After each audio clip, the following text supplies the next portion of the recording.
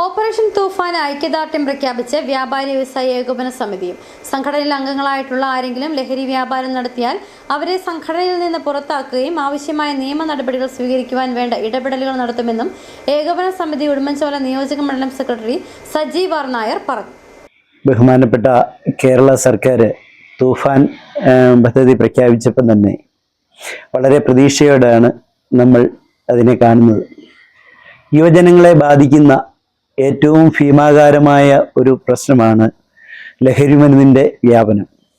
നമ്മൾ കേട്ടിട്ട് പോലുമില്ലാത്ത പേരുകളിലാണ് ഇന്ന് ലഹരിമരുന്നുകൾ എത്തിച്ചേരുന്നത്.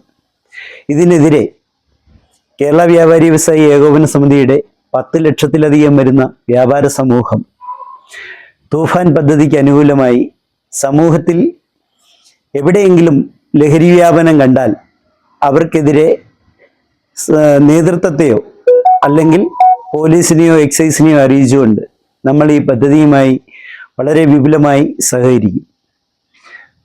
വരും തലമുറയെ ആരോഗ്യമുള്ള ഒരു ജനതയെ കെട്ടിപ്പടുക്കുവാൻ നമുക്ക് അത്യാവശ്യമായ അനിവാര്യമായ ഒരു ഘടകമാണ് ലഹരിമരുന്നിൻ്റെ ഉപയോഗവും വ്യാപനവും തടയുന്നത്.